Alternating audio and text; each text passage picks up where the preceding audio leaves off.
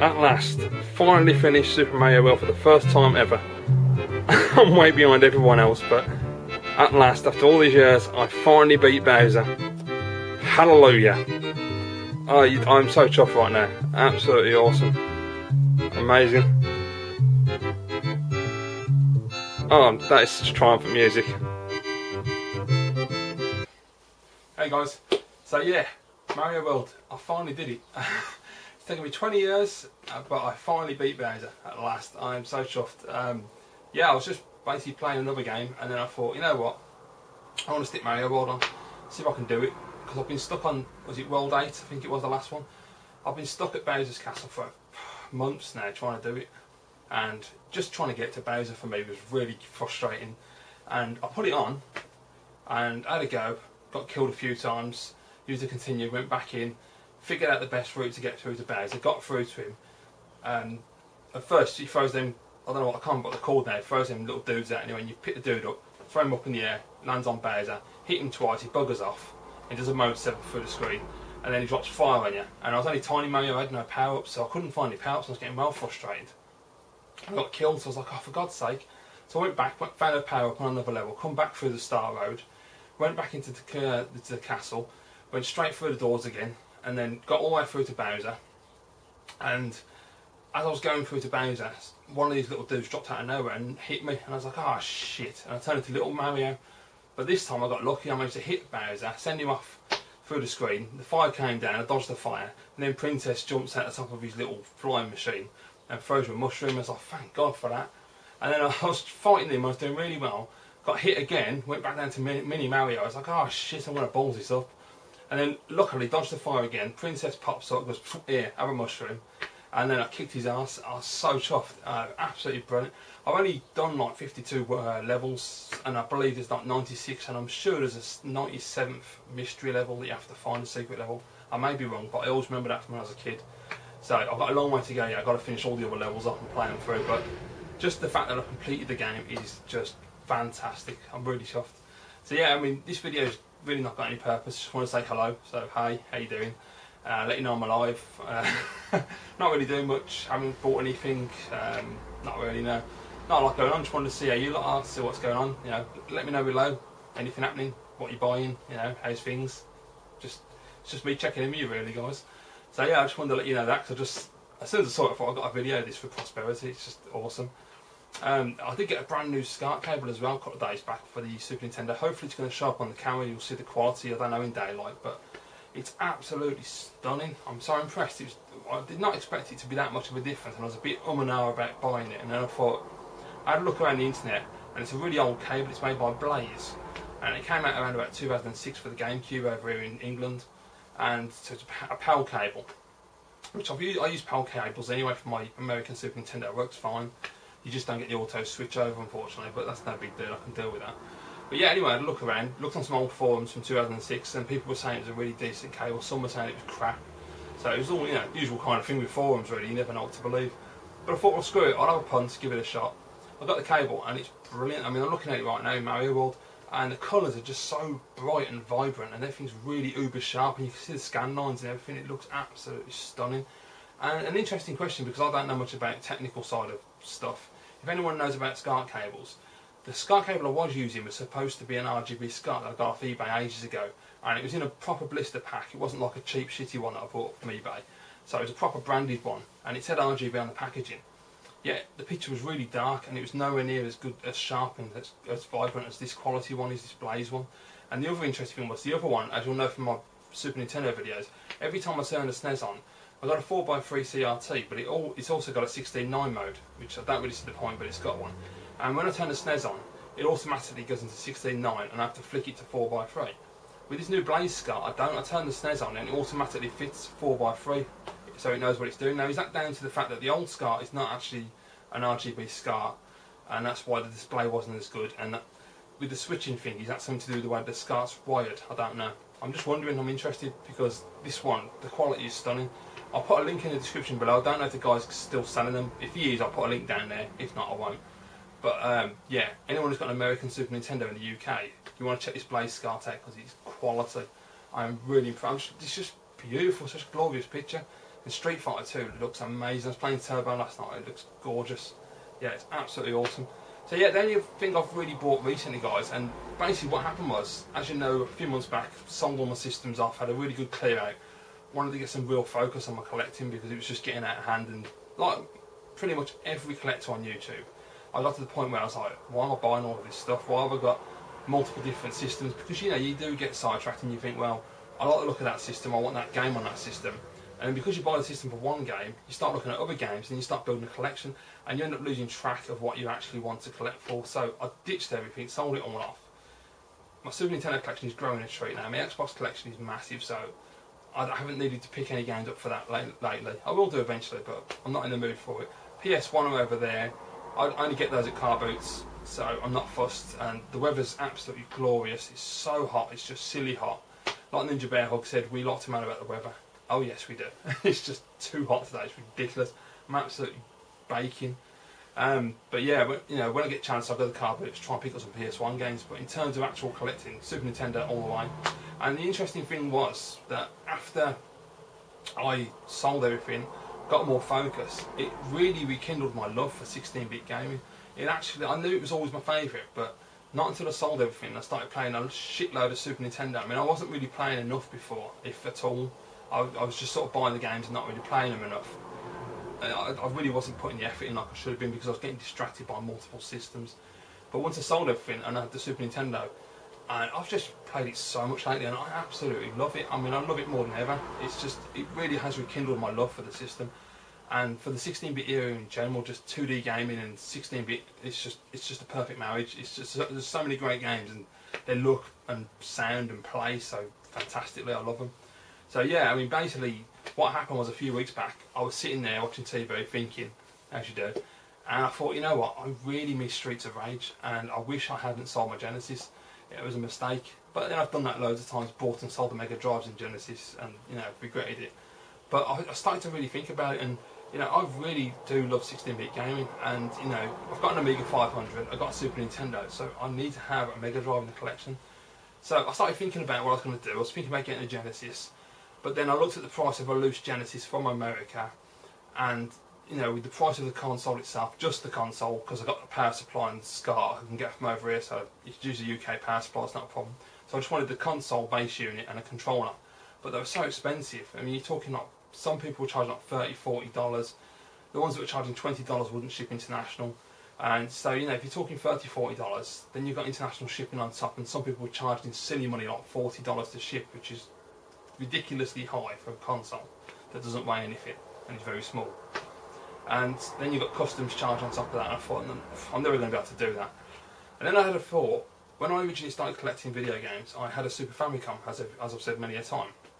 And at the same time, I also bought what I thought was a Japanese Mega Drive. It actually wasn't. It turns out it was an Asian Mega Drive, so it was PAL, which is a bit of a shame. But yeah, I had a massive collection of, well, I say massive, that's probably over-exaggerating. I had a good sized collection of Japanese Mega Drive games to complement my Japanese Super Famicom collection. And so I got thinking the other week, and I thought, you know what, why don't I go back down the Japanese route and try Japanese Mega Drive games again? Because they've got fantastic artwork, little boxes look cool, and I thought, yeah, it's something I'm really going to go for. I'm going to try be different and go for the Japanese ones instead of going for the American ones. And so I picked up this on eBay, really cheaply. I got this Japanese Mega Drive for £24 with a copy of Alien Storm, all boxed and complete, in decent condition, not great condition, the case is knackered, but you know. But yeah, 24 quid was alright. Got Sonic the Hedgehog in it at the moment. I bought that as well separately, I won it on auction. But yeah, I mean, this is the thing with the Japanese Mega Drive, man. It's a minefield, there's so much to consider. I mean, I looked at Ian Wilson's video about how you identify a Japanese Mega Drive and an Asian Mega Drive. Basically, this one has got the writing right in there, the terminal writing, has the blue reset button, doesn't have an RF on the back. It has the code on the back there of HAA2510. So it's in all intents and purposes, for all intents and purposes, this is a Japanese Mega Drive.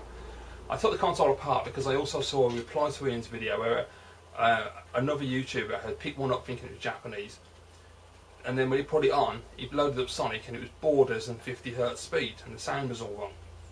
Opens up the console, there was a PAL RF mod that had been done back in the 90s inside of it, so it wasn't true Japanese anymore, unfortunately. It wasn't 60 Hz, it was 50 Hz.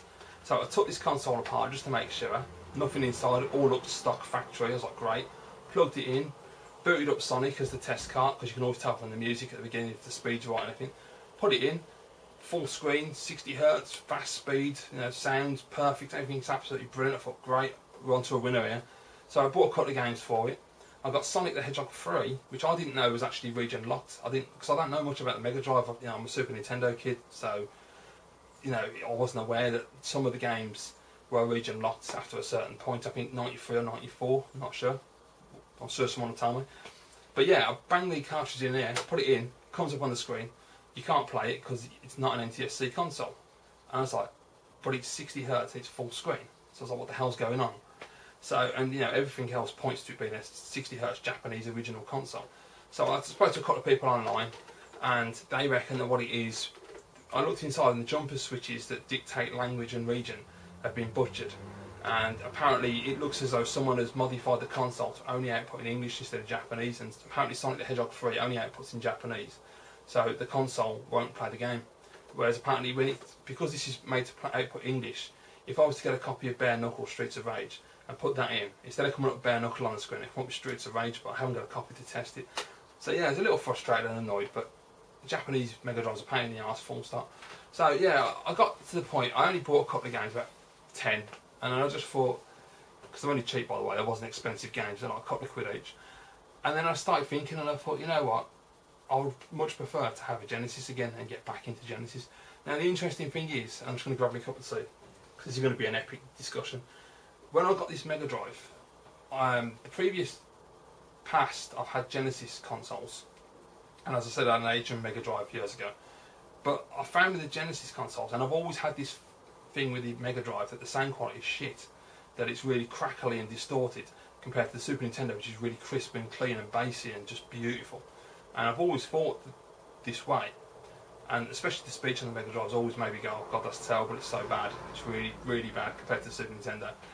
But then I've started looking into things and finding out all kinds of information I had no clue about, because this Mega Drive, the sound quality is crystal, it's absolutely beautiful, it's not at all distorted or crackly. Even the speech sounds reasonable. I mean, it's still not Super Nintendo level, but it sounds good. The music's bassy, it's clear, it's crisp, it's absolutely stunning. You know, you play Sonic the Hedgehog and I love it, it sounds so good. And so I was like, well, this is strange, why does this console sound so good and my Genesis console sound so bad?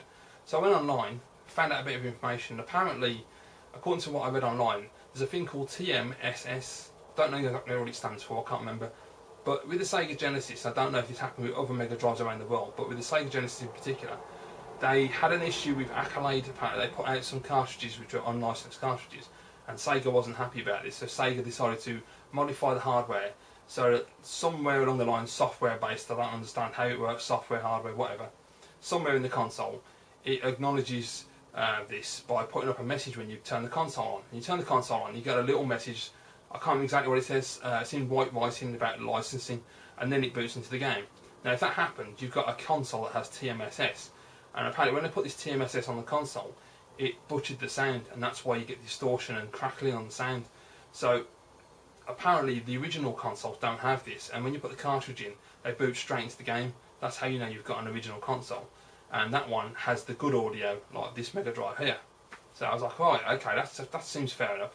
And the way you can identify, apparently, besides that, is also the FCC number underneath the console, but apparently that's not entirely credible, because apparently some consoles have been found with the correct FCC number, but then when they've turned them on, they have had the message come up, so who knows why that is, but yeah.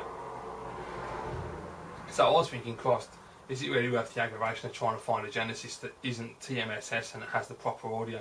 Because they all want the hassle of having to keep emailing people on eBay to check the consoles to make sure they're the right one before I buy it. And I thought, no, not really. And then, so I was going to stick with the Japanese console. A couple of weeks go by, and I was just sitting there watching TV. And I thought, screw it, picked up my phone, quick search on American eBay, newly listed Sega Genesis, and amazingly enough, a console comes up on there, and it's listed as Model 1 Sega Genesis, high definition graphics, non-TMSS, and it's the first time I've ever seen anyone put that on the auction, and it's the only one I've seen on there so far. So I was like, bloody hell, that's brilliant. So I had a look at it. It was just the console itself, one controller and a power supply. Buy now, $24. I was like, shit, that's a steal. Which at the time with the exchange rate was about £16, which is an absolute bargain. So I spoke to the guy, got in contact with him, and said, "Is there any chance you can ship it to the UK?" And he went, "Yeah, no problem at all." He charged me $30 for shipping, which is more than fair for standard shipping. Yeah, so I'm really happy. So that is coming shortly. It should be here next week, I hope. I'm really looking forward to getting that. That's amazing. So yeah, if you've got a Sega Genesis, turn it on and have a look, see what happens. If you get the message when you turn the machine on, then you've got the one with the crap sound. If you turn it on and it goes straight to the game, you got the one with the good sound apparently. So there you go. So I'll be interested when it comes to see what it's actually like. But yeah, awesome. So I'm really happy about that. So yeah, I mean what's happened is, because I've done that and I've been playing Sonic the Hedgehog and I've just got to change the battery. Hang on. Okay guys, sorry about that. Battery was just about to die, so I thought I'd better change it over. So yeah, I mean what's going to happen is I've got a Sega Genesis coming, and as I say, I've got this Japanese one for the time being. I've been playing Sonic the Hedgehog, the first one, and it's really weird because I've never been a Sonic fan ever. I've liked the games, but I've never been a fan. I've always preferred Mario, my kind of game. It's more of a traditional platformer, and I've always thought Sonic. To me, the problem I had with Sonic was the speed. It always seemed to me like it wasn't a normal platform game. It's just a case of look how fast this character can move and how powerful the machine is. I mean, you just run from one side of the screen to the other. I never understood until recently when I started playing it, and somehow the other day I put it on and it just clicked. I started playing it like I would play a normal platform game, and it's absolutely brilliant. I'm getting so much more fun out of it, and I'm really, really enjoying the game at the moment. Absolutely loving it, and it's kicking my ass, but I'm loving it. I'm on the third boss battle with, I presume that's Robotnik, is that right? And he's a pain in the arse. It's where he drops down with a spike underneath his ship and he pulls the blocks up. I just can't do it. Every time I do it, I cock it up.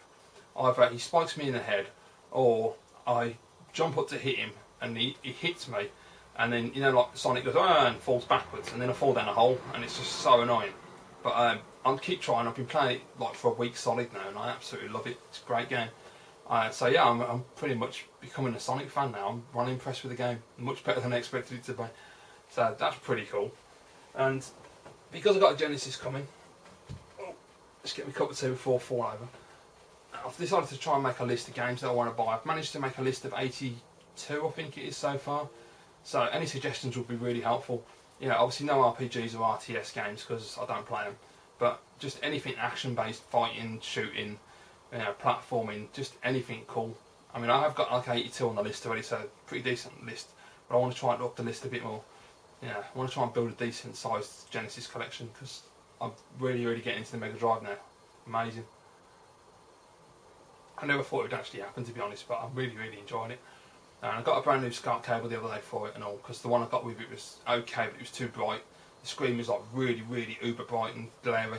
And I got one from the Retro Computer Shack, I think it's called, the one that's on eBay. I think most people know who they are. Really, really good company. And the quality of the SCART cable is just phenomenal, spot on, well worth the money. And you know, really sharp picture. So that's really good. But using that on my Genesis on the Mega Drive at the moment. I'm going to keep this, by the way. I was considering selling it, but there's no point. I might as well keep a Japanese Mega Drive. They're always handy to have around, even if it doesn't. No point in bloody Japanese, but you know, I might find a use for it at some point. Who knows? You know, there are a few Japanese games I want to get, like Golden Axe 3. Yeah, it's another thing. I've got Golden Axe. I've been playing it recently, and I was talking to somebody today. I'm sorry if I get your name wrong, but his screen name is Sajin. I think that's how you say it. And he was saying that Golden Axe, he remembers it as a kid being a great game, and he's got all this nostalgia for it, but when he plays it, it's really quite broken. And I was like, yeah, it is really. I was playing it the other night, and it doesn't age well. When I was a kid, I thought it was a really good game, and I still love the music and the characters and the level design and everything, but the controls are terrible. And when I'm playing it compared to other scrolling beat-em-ups, I just find it incredibly frustrating because I'm constantly, the enemies are attacking you and you can't defend yourself, and I don't know, it just doesn't feel right at all. It doesn't gel like the other games do. It's a shame because I really like Golden Axe and I want to enjoy it, but I'm just getting incredibly frustrated when I was trying to play it the other night, so I don't know. But yeah, whatever. Yeah, I've got the Genesis coming. I've got some games coming as well, which I've ordered from my favourite Sega Genesis seller on eBay called Andre. Awesome dude, extremely reliable bloke, great pricing.